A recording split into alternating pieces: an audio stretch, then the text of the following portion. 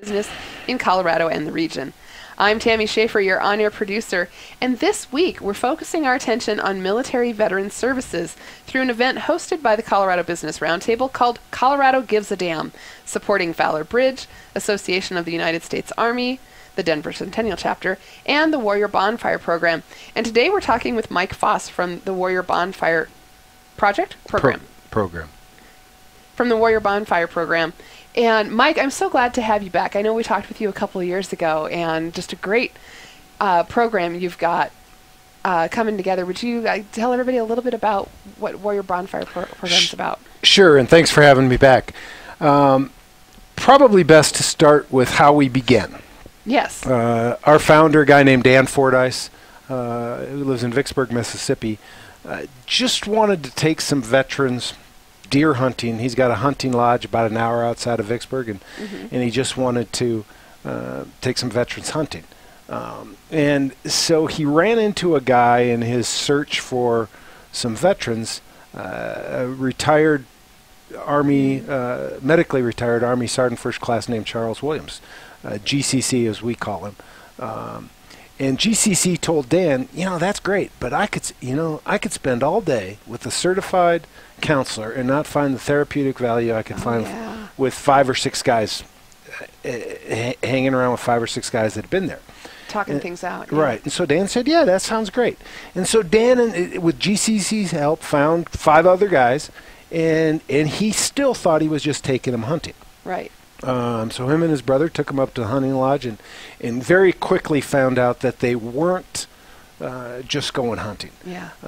They were, in their words, convincing 6 guys not to kill themselves. Oh, wow. But in reality, what we do is we take groups of 6 Purple Heart recipients on retreats around the country, and the purpose of these retreats is kind of threefold. One is recreational therapy. I was speaking to a guy yesterday, a buddy of mine, and I said, and he's asking what we do, and I described it this way. You're having a bad day in the office, and just things aren't going right. You just go outside and go for a walk around the block, and you feel better. Yeah. So what we do is we take these 6 guys, and we do it. It's called recreational therapy, getting them out, getting them in the outdoors, doing something.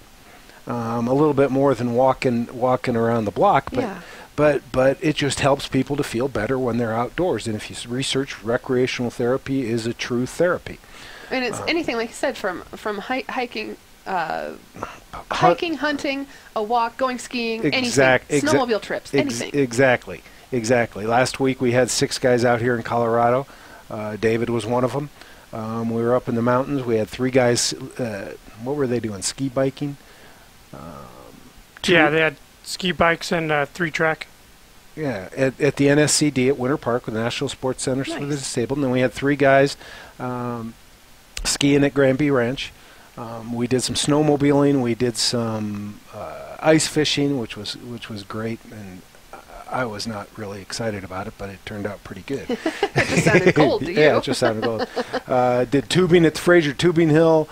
Yeah. Took them to Hot Sulphur Springs. So you get that recreational therapy piece, so people feel better. Right. But what we're really doing is bringing 6 guys together. Yeah.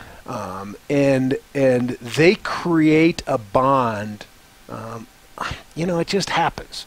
They just do it because they've all been in the similar situations with similar the bond just forms, right? With similar things in their backgrounds, and so we're giving them that network and giving them that team, and the network is important because, like GCC said, he gets more out of hanging around with 5 or 6 guys that had been there than he could get with a counselor. Right. And there's truly, in my opinion, there's truly something that people that have been through traumatic events in their life can only truly open up to somebody that's been through the same event. And I'll give you 3 examples. The first one is, and this is a happy traumatic event, but a woman that goes through childbirth. Sure. She can't share that with her husband. My wife couldn't share it with me, and I was in the room. Yeah. That she can only truly share it with another mother. Yeah. And obviously that's traumatic for a short period of time, and then joyous, Exactly. 15 seconds later. But so that's one example. Another example is in with what happened yesterday in Florida. This is a kind of a scary thought that we're going through this again. But in 2013, when the shooting happened at Arapahoe High School, my son was a senior. Mm-hmm. He heard the Molotov cocktail go off. He heard the gunfire. He knew the girl that was killed. He knew the shooter. Right. And he has never talked, and he's heard me say this, he has never talked to me, his mom, his brother, his sister about his feelings. Only people who did he talk? Yeah, he talked to his classmates, teachers, coaches, people that were in that building. Unfortunately for our family, he could talk to his cousin who went through Columbine. And so the third example is a World War II veteran, a guy named Philip Cassio. Philip is still with us. He's 99 years old. Wow. 2 years ago, he was being interviewed by the World War II Museum. And he had been in a B-17 bomber that got shot down over the English Channel. They were able to land the plane in the water and get out in a lifeboat.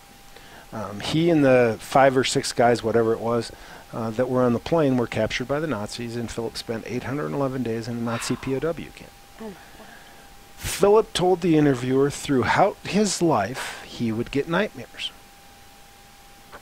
And what he would do when the nightmares would come, would call up one of his buddies that would have been there with him, talk it through, nightmares would go away. Then he says, at 97, all those guys are gone, I got no one to talk to, I have the nightmares almost daily. Oh, my word. So I'm convinced that what we've got to give these guys is the biggest network of folks that they can reach out to, so they can talk things through and go on with it. And that's kind of what the Warrior Bonfire Program does. There's some few other things that we do, but that's the main gist of it. Right. Well, Mike Foss, we really appreciate what you're doing there with the Warrior Bonfire Program. And go ahead and introduce us to David and Kevin, who you have in studio with you. We'll go a little deeper, right? David Shabib is a Purple Heart recipient, injured in Iraq. David has been on a couple trips with us this last week up in Grand County, and then, was it 2 summers ago? I think the summer of 2016? 16, 20, and a summer trip up in Grand County. David lives in Colorado Springs. We've got Kevin Pryor. Kevin's got an interesting story on how he got involved with us, but Kevin has volunteered and is our business development director of business development right now. Wonderful. Thank you both also for being here. Thank you. Thank you. Kevin, tell me, well, Mike just said you had an interesting story of how you became involved. You want to tell us? Yeah, sure. I'll try to keep it short. So I'm a civilian, and as far as I know, I was one of the first civilians on the Warrior Bonfire Program retreat last summer. So it was kind of interesting, because, and I said this, the first introductions we made in Grand County was I didn't feel like I really deserved to be at the same table with these heroes. Sure. So my story, why I got involved and why I wanted to help was, obviously pretty much every man in my family was in the Army, Navy, Air Force, and they served. I grew up in a household with my father. He was a Vietnam veteran, U.S. Navy corpsman for the 3rd Marine Regiment, and was one of the first people on the ground during the Tet Offensive, and he treated over 1,900 casualties in less than 17 hours. Wow. And so I grew up seeing the pain, Right. His PTSD and his struggle to find the right kind of therapy. And so what he actually did, his therapy was actually counseling young combat vets that would come back. And that helped him. That helped him them. Wow. tremendously, yeah. And so he got, I was like, Dad, why don't we actually start something? Yeah. So you can attract more people and help more of our warriors that are coming back. And we did that, and we did that for about a year and a half, and then he unexpectedly passed away. Sorry. So, I was in IT sales, and I felt this guilt because when I graduated high school, I wanted to join the service, and my dad pretty much begged you not to. Yeah, and things worked out. But I just feel this as a civilian. I went on this trip, and I'm going to go on further trips for Warrior Bonfire Program to help, educate civilians. Like, we don't understand what these servicemen and servicewomen are going through. So through my network and my paying job, if I could do this full time, I would. But I was introduced to Mike at an event, and we hit it off, and he kind of took me under his wing and said, why don't you come on this trip? And great. So I did that, and it was a great experience to just hear some of the stories. But Mike's right, and I have a lot of friends. I've lost friends committing suicide after combat. I've had a lot of people I grew up with that came back with severe problems that no one tried to even care or understand. So it's the guilt I felt that I wasn't, I'm here alive and right. Even like Dave. It's a survivor's guilt. I can help. I can do something. Yeah. And so that's my story, and I encourage every civilian to put in the effort and the time. To recognize, to serve those that have served us, because I have tremendous respect for every single serviceman and servicewoman in arms that are protecting our freedoms and liberty. Well, thank you for doing that, and I'm so glad you and Mike got connected to be able to bring your strengths together. Yeah. Sometimes you just got to take a little bit of divine intervention. Absolutely. And things happen. Yeah, that was no accident, right? Yeah. We didn't cause it to happen. It just happened. Somebody did that. That's perfect. You introduced David Shabib, like you said, Purple Heart, Army service in Iraq, and you've most recently been on one of the retreats, and you've done so in the past. What does this kind of experience mean to you, and how has it helped? It's pretty simple.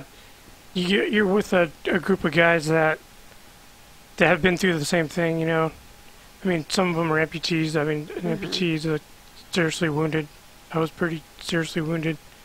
It's just therapeutic. It's nice to be with people that understand you and you know what you've been through. Mm-hmm. Mike, can you tell us a little bit about your experience with Mike going on retreat, or are you Mike there with each retreat? No, not on each one. Right. Now the ones the two that David have been on, I've been on both of those trips.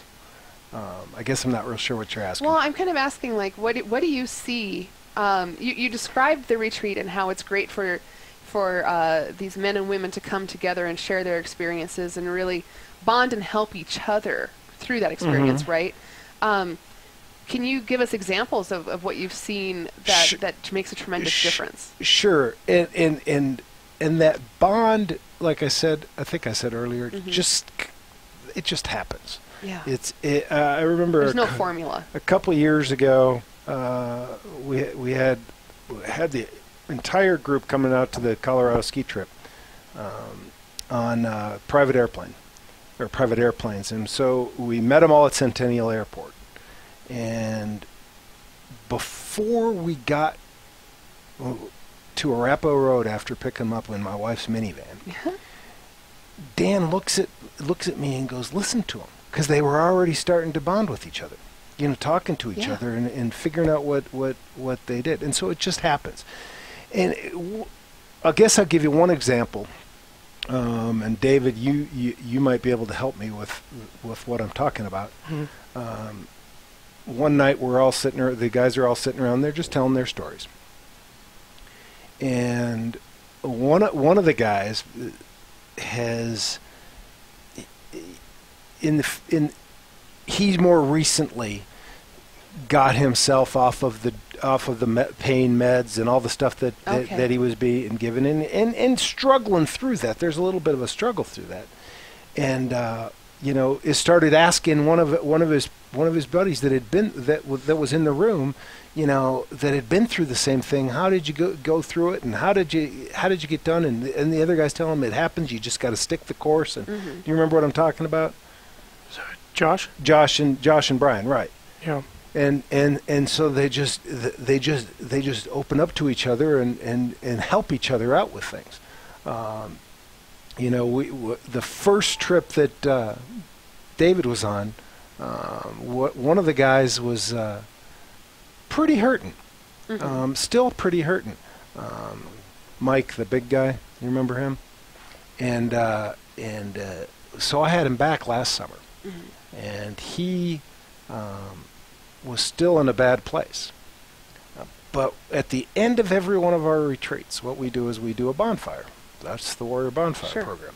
Now, sometimes it's a campfire, sometimes it's a couple of Duraframe logs in a covered brass pit, depending upon where you're at in the country. You make it work. Yeah, but what we do is we do a U.S. flag retirement ceremony, and everybody gets a red stripe, everybody gets a blue stripe, everybody gets a white stripe, and as we're putting our stripes in, we're doing it in memory of a fallen comrade.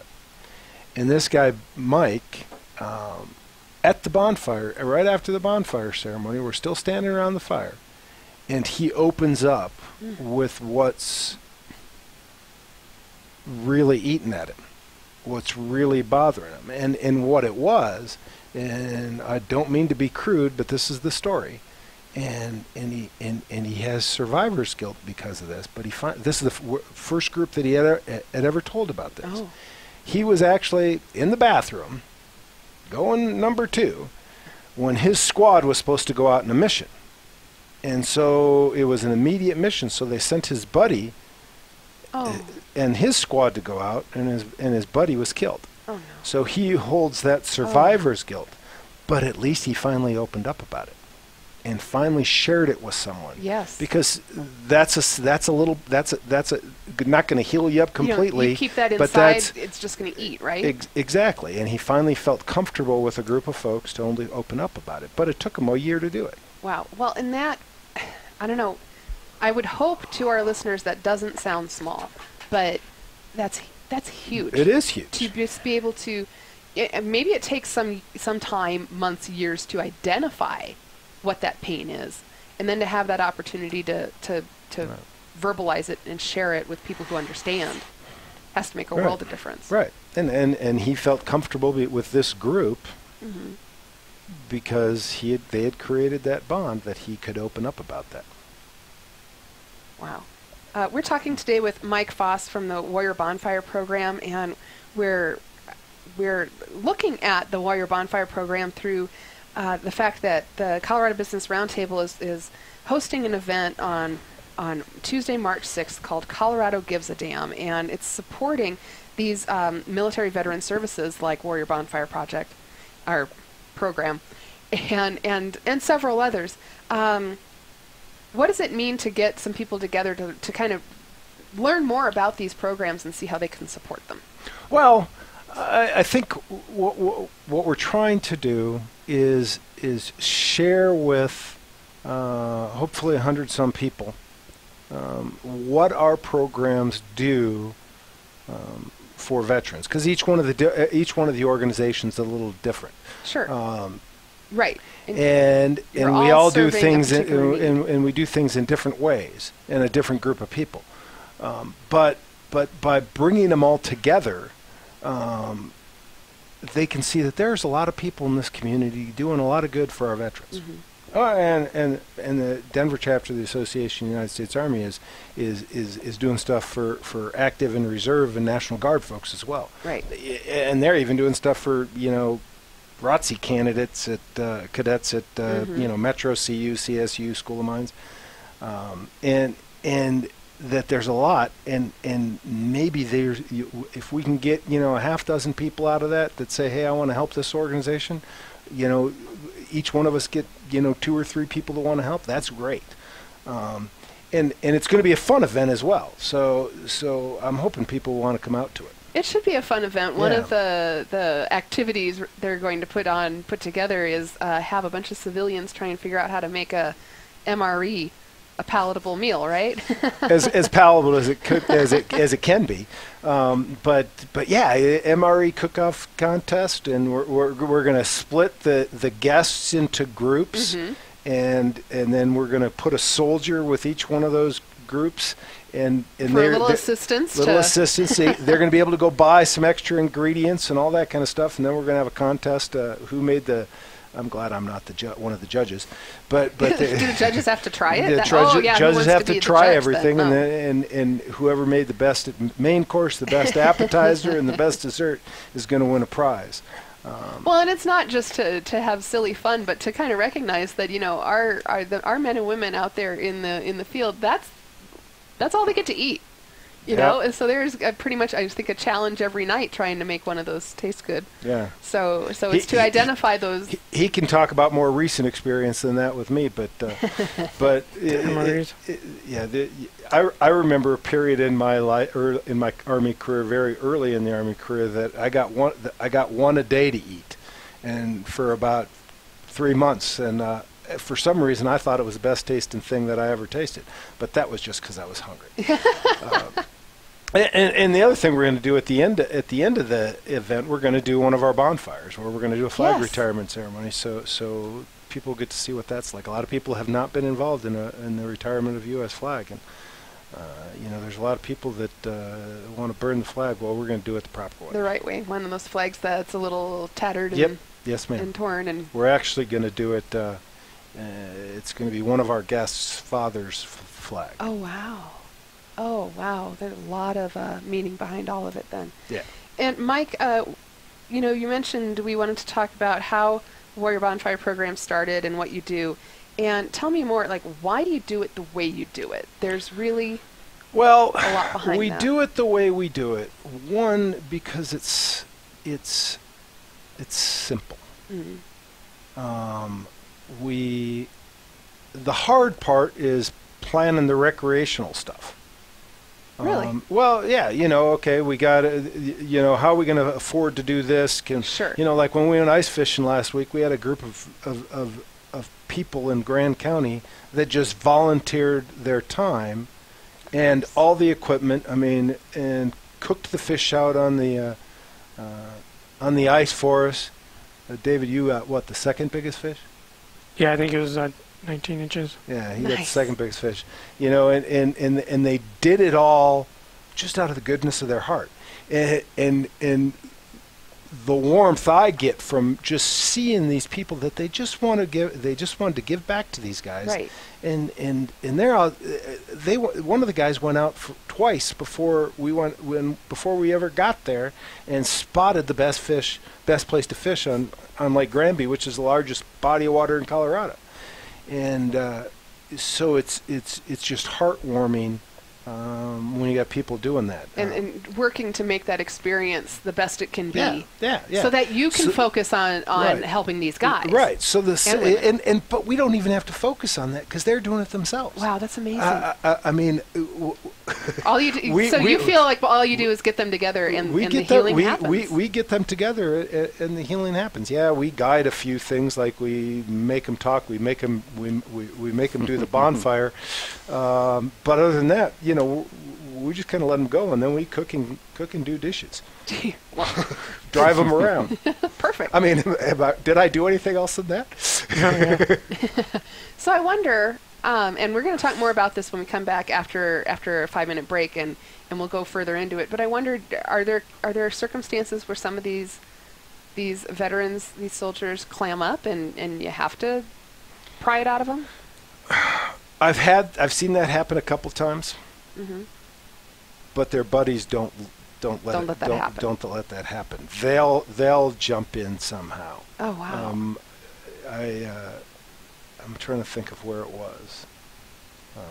It was a California beach trip a couple of years ago. Mm-hmm. And there was a young lady, and I'll tell you, if you want to hear more, I'll tell you more after the break. But she was kind of holding back, but something came out, and someone has to intervene. They intervened, got her talking, and I'll tell you what she opened up with. Great. We're going to talk more with Mike Foss from Warrior Bonfire Program, along with David Shabib and David Shabib and Kevin Pryor. Will be right back with more. Stay with us. Thanks so much for staying with us here on Connect and Collaborate. This week we're focusing our attention on military veteran services. Colorado Business Roundtable is hosting an event called Colorado Gives a Damn, and it's an event to support some of these groups like Valor Bridge, Association of the United States Army, and the Warrior Bonfire Program. Warrior Bonfire Program. And today we're talking with Mike Foss from the Warrior Bonfire Program, and we just left off ending the last segment with what it takes sometimes when you're helping these veterans kind of come to terms with some of that, going through their PTSD and that sort of thing. And you were brought up a story about one of your women's retreats where it took a little more to get that. What do you call it? A revelation? Just opening up. An opening up. Yeah. Just opening up. And first of all, we don't do women's retreats. Oh, no? No. When we have a woman, she goes on the same retreat. She's in the same group with the guys. Because when they were out in the field, that's the way it was, right? Exactly. For example, in this trip, the female that we had on the trip, me and her shared a bedroom and a bathroom. Now I slept out on a rollaway bed out in the hall, but my stuff was in there. But no, we didn't. My stuff was in there, so we shared the bedroom. But anyways, this female, she, wasn't that she wasn't talking, right? But she wouldn't open up. And right. Finally, one of the guys, just sat down with her and, hey, open up a little bit, talk to us. And that night, we were just sitting around a campfire. We were on the beach, so we just had a campfire on the beach. And she opened up with the fact that what has been holding her back is she had never told anybody about this, is that she was in a firefight, and this little girl ran out in the middle of a firefight, and she shot her and killed her. And that would, I think, eat at anybody. Oh, yeah. But just her opening up that way gave her the freedom to open up in other ways. Right. And to finally feel somebody understood. There was no judgment. Right. There was no anything, but they understood. Yes. Okay. And then what the amazing thing is a year and 2 months later, we're on a fishing trip in Missouri, and she happened to be on that trip again. And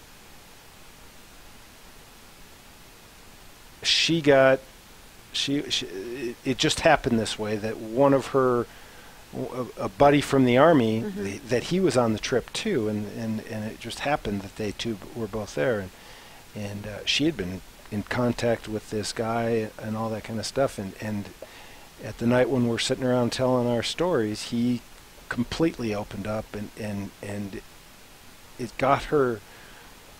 She felt so good that she was able to get him to open up, that it brought her to tears. Oh, yeah. Tears of joy that he was able to open up about his story. I mean, he opened up about his upbringing, and it wasn't just military stuff. It was everything from, a drug-addicted mother, a father that beat him, and he opened it all up. And just like we talked about in the earlier segment, opening up is healing. Right. It's a first step, at least. Well, and I bet once she had that experience of being able to open up herself and know that, to be able to see it happen for a friend. Mm-hmm. Yeah, and huge. That's right. Yeah. And that's what we hope to do. Now, not everybody has those things that they're holding back. Right. But those are the most obvious things for us. So it sounds to me like in these Warrior Bonfire retreats, that those that don't have something they need to open up about, they're there to help the ones that do. Yeah, exactly. Absolutely. Great. Kevin Pryor, you mentioned Kevin Pryor works on the board of directors for business development for the Warrior Bonfire Program. And it's just been, in the past year or so that you've been working with Warrior Bonfire? A little more? Maybe a little more, yeah. Yeah, I think it was just about a year, like it'll be a year in March, actually, since you and I met. Yeah. So almost a year. Yeah. Yeah. And so you see these kinds of events play out in the retreats. And you described, earlier in the show that this was something you helped your dad do to just kind of help counsel some of the veterans. What do you see as the kind of like essential and necessary healing here? Like, what's happening at these retreats? Well, I'll say, honestly, with my father, my grandfather, and the privilege of having the ability to help, it's helped me probably just as much as it's helped them. Yeah. And it's great to see. Like Mike made an example with the 6 brave men I had the privilege of spending 4 days with. I could see from day one. I'm like, I'm the civilian. I have no idea. Mm-hmm. And I'm like, oh my God, what am I getting myself into? Like, I want to help, but this is the nitty gritty. Yeah. Like, but getting to know these warriors, and I say warriors because they are warriors. Yes. It made me a better person. And just the slogan. I love the slogan of Warrior Bonfire Program, by the way. It's pretty much nails it what these retreats do. Mm-hmm. Pain shared is pain divided. Joy shared is joy multiplied. And for everybody, including myself. Right. And I can't speak highly enough of the program and how much better it's made me, and it wants me to also go out and that's my position on the board to find funding and fundraising so we can do more, so we could do more programs and retreats. And that's what I was going to ask next, because this Warrior Bonfire Program, is this pretty much funded by donations and in kind, or how do you operate this? a lot of times by loans from our founder, but no, individual donations, or corporate donations. We do quite a few events to raise funds. Colorado Gives a Damn being one of them, and then a lot of in-kind donations, like the guys I was talking about, hosting us for ice fishing. So a lot of in-kind, a lot of cash donations. Yeah. But always need more. I was going to say, do you have enough? Never. Never. Thus the loans from the founder. Exactly. And I also want to hear a little more from David Shabib. Now, you're a Purple Heart recipient, and you served in Iraq. And I can't even imagine, but I'm sure you've seen a lot, and you probably have a lot of friends that you've served with that are going through the kind of pain or the holding it in that Mike was describing. What do you think a retreat like this with the Warrior Bonfire Program, do you see the healing that comes from this and recommend it to others? Yeah, absolutely. Nobody wants to talk to a psychologist or psychiatrist or the mental health providers, and I think the most therapeutic thing for anybody is to talk to your friends that maybe they weren't there with you, but they've been through pretty damn horrific stuff. Yeah. And it's just great. I met a guy at the retreat that I hadn't seen in probably 10 years. I met him at the hospital. We were from the same brigade, but a different battalion.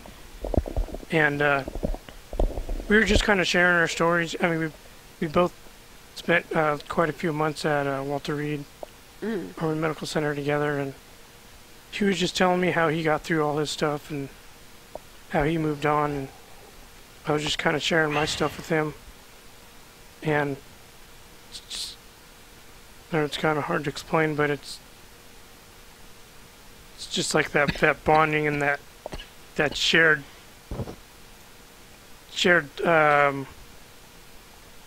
kind of like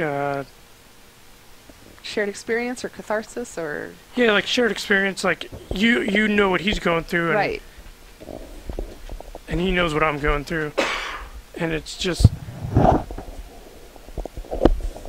it's not all the time that you run into people like that. Right. Especially, I mean, you run into veterans a lot. You know, I live in a veteran community. Oh.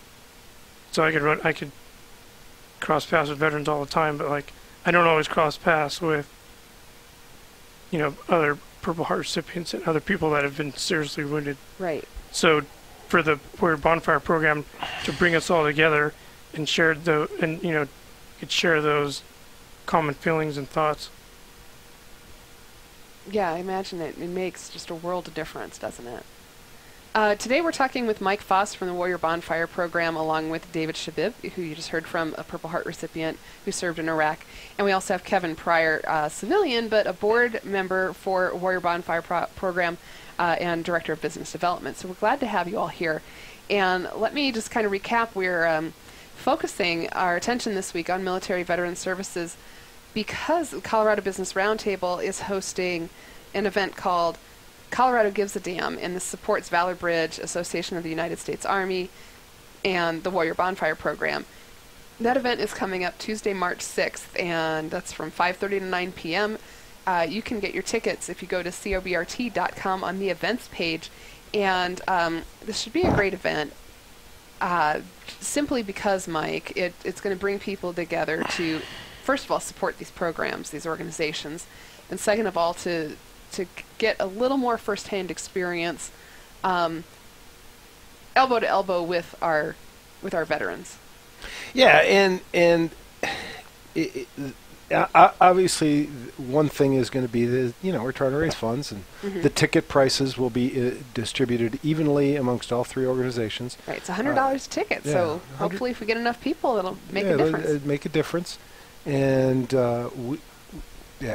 we've got some fun events. We got the MRE cook-off, but we don't want people to get their whole dinner off of MRE. Oh, you're actually going to feed them real food. Well, yeah, we're actually flying up one of our Purple Heart recipients, a guy named David Guzman. He lives in South Texas, and he's flying up. He's a trained professional chef, and he's going to make some food. We're getting I've got a donated gourmet kitchen from what used to be Builders Appliance Center, Ferguson Appliance Center, I think is what it's called now. They're letting us use their kitchen, so he's going to get to cook in a gourmet kitchen and prep the food. And we'll have short presentations by all three organizations. We said we're limiting it to 5 minutes. And we'll have some social. We'll have some time to get together and talk, and people can visit, and then we're going to conclude the evening with the results of the MRE cook-off, and then we're going to do a U.S. flag retirement ceremony. Oh, well, it sounds like it will be a great event, and we're happy to do what we can to support these great groups that are supporting our veterans. Mike, tell us, give us a recap, because I know we talked about just what Warrior Bonfire Program is all about up in the first segment. So if anybody that's just tuning in, can you... Well, the Warrior Bonfire Program is really about serving our Purple Heart recipients, our nation's Purple Heart recipients. And what we do is we take small groups, try to keep it at 6. Every once in a while it's 5, every once in a while it's 7, but we try to keep it at 6, and take them on retreats around the country. We've done things from New Jersey to California and Oregon to Florida. Haven't done too much in the Midwest. But we take them in groups all over the country, and through recreational therapy, getting them in the great outdoors, doing fun things, trying to show them a good time. It allows them time with each other to bond, open up, talk about their issues, and create a network of folks to reach out to as they go through their lifelong journey of healing. And it's great work. Yeah. I don't have the exact numbers, but we've helped in 5 years. We've helped about 400 Purple Heart recipients. We do an annual spouses trip We've got an ambassador program which has taken those guys that have been on a couple trips that want to do more for their fellow veterans, and trying to see. I emailed David this morning trying to get him to apply to be one of our ambassadors. And those ambassadors can do different things. Lead a trip, lead a retreat, plan one, fundraise. Not many of them want to go out and fundraise. That's why we need our listeners to help out with network for our organization. Talking to people. David talking to you right now. Absolutely. But the biggest thing our ambassadors do is we don't just take these guys on a trip and then say, hey, thanks, go have a good life. Right. Our group of ambassadors are assigned a group of Purple Hearts to reach out to once a quarter, make contact with, see how things are going. So there's follow-up. So there's follow-up, and what we're going to be adding to that is, as my old battalion command sergeant major is a trained counselor, so we're going to have that ability if the ambassadors find someone that needs to talk to a trained counselor, we're going to have somebody on board. And then we've got a guy going through what's called Walton's Warriors. It's a training on how to support people that might be dealing with people that have suicidal thoughts. So these ambassadors, they come across somebody that's, and we've had that happen. And now we're going to have somebody that's kind of gone through some training to be able to guide, not to talk to the guy, and the counselor's not to talk to the guide, but to guide the ambassador. Here's some things you might suggest, or call 911, get somebody over there right away, whatever it is.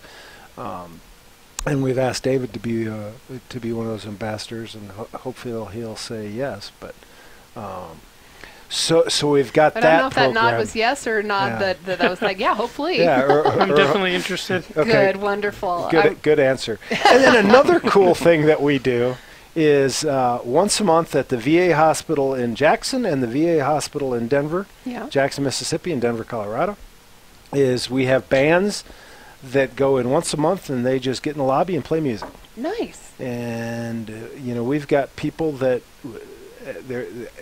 we got somebody like this in Denver, but the best story is there's a guy in Jackson that drives. He's part of a group of bus drivers that drives guys up from Hattiesburg, Mississippi, which, if I remember right, is a couple hours away, and takes them to the VA hospital for their appointment. And he, when it's time to sign up for the shifts they want, he gets on the website that they do that on at midnight, whenever that it opens up, so he can always pick the day that the band's going to be at the hospital in Jackson. Nice. And we've got people that always come to the band in Denver, and that band will also be playing at Colorado Gives a Damn. Awesome. So just since you brought it up, the Colorado Gives a Damn event is March 6th. And you can find out more information and buy your tickets if you go to COBRT.com on that events page. Just click on the calendar for March 6th, and you'll find that information. We really want you to come be a part of this and support these great organizations that are supporting our veterans. Mike, you mentioned, you talked about the ambassador program, and you mentioned the spouses trip. I would like to hear more about that when you get. Well, we've done I think 3 spouses trips. We've had and what we're trying to do on these spouses trips is the exact same thing, right? But for the spouses, and it's really recreational therapy. They might not want to go wild pig hunting like we did in Texas lately a couple weeks ago, but we get them outdoors, same kind of thing, and get them together, because they may not have PTSD, but they have issues with PTSD because their husband's going through it. And sometimes it's good for them just to get together and talk things through too. And so the spouses trip is really no different what we're trying to do. The recreational therapy piece is different because we're trying to do things that women would like to do. I mean, I've seen women do the wild pig hunting, just not as many. I didn't like doing it either. but right, there's no defined gender preferences here in terms of what a fun activity is. If you don't like it either. Yeah, just but I enjoy that. But we the last one was around boating. Getting out on the lake and getting out on the lake, but same thing, and then getting them together to talk and bond and figure out issues. And is one of the goals in that to get the veteran opening up with their spouse, or is it more to get the spouse understanding what the veteran has gone through? It's whatever. Whatever they need. It's whatever they need. That is what I love about your program. We keep it simple. We like I say, we don't do anything. We plan the trip. We, raise the funds to cover it. You set it up to make it happen. And just like just like the veterans, the spouses make it work. And present what they need, right? Right. In some ways, they'll present what their needs are. Right. Well, and if you think about it, I know David's not married, but we'll use David for example anyways, but we'll pretend he's married. David's got buddies. He has buddies outside of the Warrior Bonfire Program, right? He knows people that have gone through this, and so he's still got some network to reach out to. Now we're trying to give him a bigger network, right?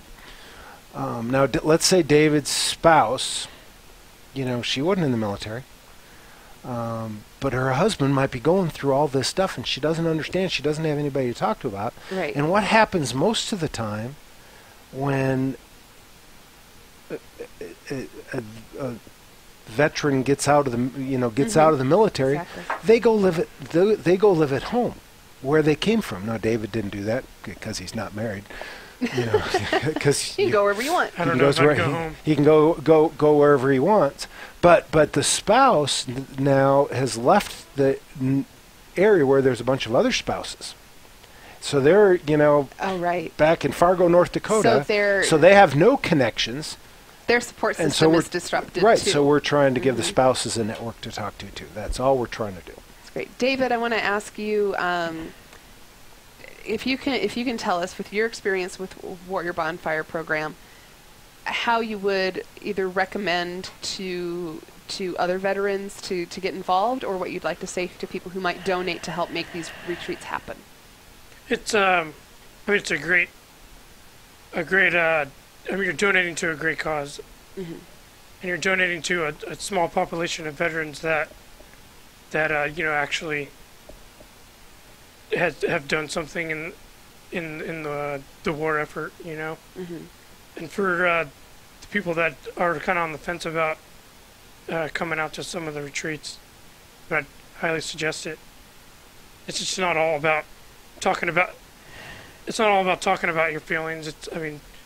We actually do fun stuff with fun people, and you're getting out there and being active and having a good time, and it's cathartic in that alone, I can imagine.